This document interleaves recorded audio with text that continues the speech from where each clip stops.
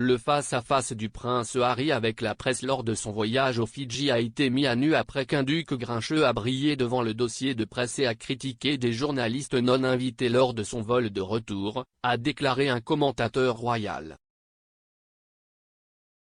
Le prince Harry, 37 ans, s'est aventuré dans une tournée en Australasie avec son épouse Meghan Markle, 40 ans, et un dossier de presse peu de temps après que le couple se soit marié en 2018. Mais le voyage Down Under a semblé montrer à quel point le duc de Sussex n'aimait pas la presse. La tournée, qui verrait le duc et la duchesse de Sussex atterrir en Australie, aux Fidji, au Tonga et en Nouvelle-Zélande, a eu lieu à l'époque des Jeux Invictus 2018 à Sydney. Au cours du premier épisode du documentaire en 2 parties de la BBC Les Princes et la Presse, la correspondante royale du Times, Valentine Low, a rappelé comment le prince Harry avait passé la cérémonie d'ouverture d'une visite sur une île océanique brillante au dossier de presse. Monsieur Low a déclaré, Harry avait été assez grincheux lors de cette tournée. Je me souviens qu'il y a eu une longue et incroyablement ennuyeuse cérémonie d'accueil à Fidji.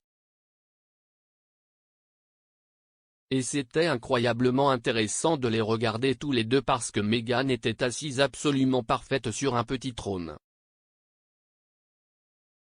Harry était juste furieux, il était très fâché, il est fâché avec les médias et il a passé toute la cérémonie d'accueil à détourner son regard d'un côté juste pour regarder le dossier de presse avec des poignards. La tournée des Sussex en Australasie était la deuxième du couple depuis leur mariage à Windsor en mai 2018, après avoir déjà visité Dublin quelques mois auparavant. Cependant, M. Low a suggéré que le duc de Sussex était tout aussi combatif avec la presse lors de leur vol des Tonga à Sydney. M. Low a déclaré, Harry a été persuadé par son personnel de venir à l'arrière de l'avion et de nous dire certaines choses.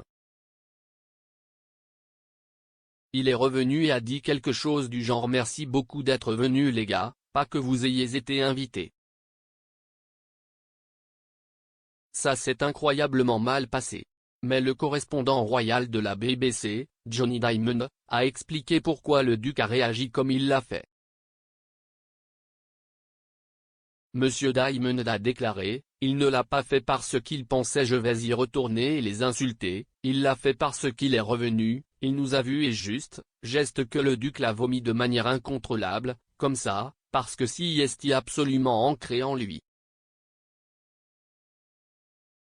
Le correspondant royal de la BBC a ajouté qu'Harry ne peut pas supporter la presse et a affirmé que la réaction viscérale du duc pouvait être vue par la façon dont il évitait les caméras et renfrognait les journalistes. Le co-auteur de Finding Freedom Omid Scobie a suggéré à Harry de l'avoir fait parce qu'il avait vu une autre facette de la presse depuis sa rencontre avec Meghan.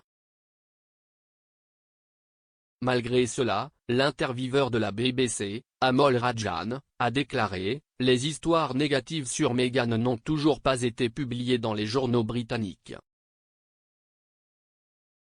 La BBC a contacté Buckingham Palace, Clarence House et Kensington Palace pour commentaires. Ils ont fait la déclaration commune suivante, une presse libre, responsable et ouverte est d'une importance vitale pour une démocratie saine. Cependant, trop souvent des allégations exagérées et infondées provenant de sources anonymes sont présentées comme des faits et il est décevant que quiconque, y compris la BBC, leur donne de la crédibilité.